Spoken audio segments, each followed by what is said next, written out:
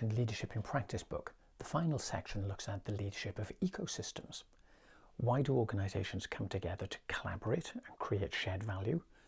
What sorts of problems can be fixed by ecosystems but not by individual organisations? How does the process of leadership operate at ecosystem level when leaders work with people in other organisations over whom they have no power and no authority, while of course everyone is influencing each other most of the time?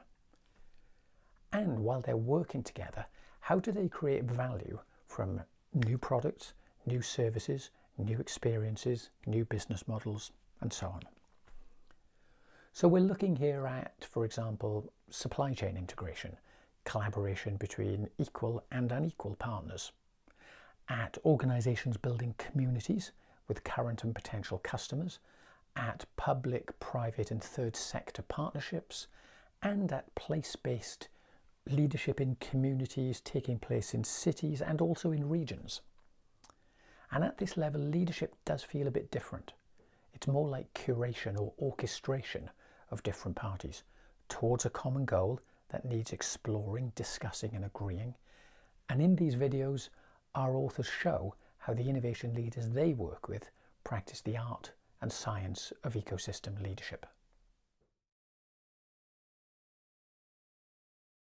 Welcome to my presentation on collaborative innovation leadership in ecosystems to pursue UN SDGs. My name is Tove Brink and I'm an innovation researcher working very close to practice to make a contribution for the good of all. Large challenges exist in society today on climate change, which require collaboration among very different actors in new different ways to succeed. Important issues are, firstly, how can actors go beyond opportunistic self-interest and work for the good of all? Secondly, how can actors go beyond hitherto practices and create new sustainable innovation?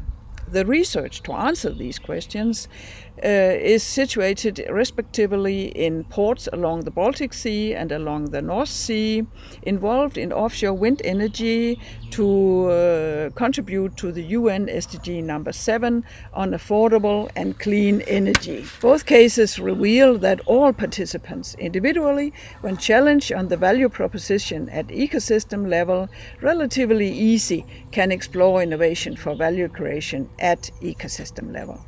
Additionally, the actors and organizations with different practices and behaviors can challenge future initiatives to flesh out the essential collaborative innovation leadership in ecosystems to be pursued. Enjoy the reading of my chapter.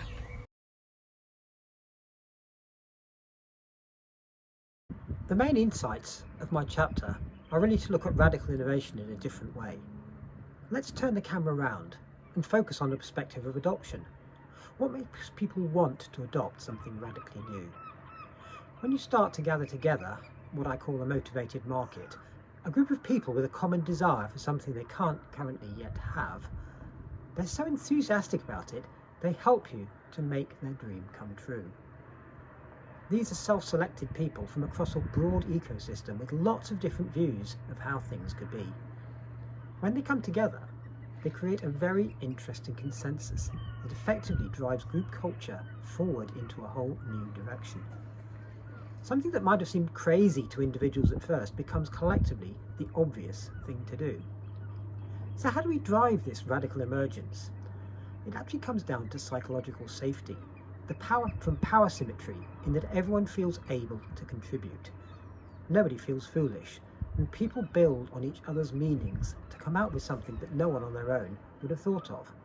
But everyone agrees is great.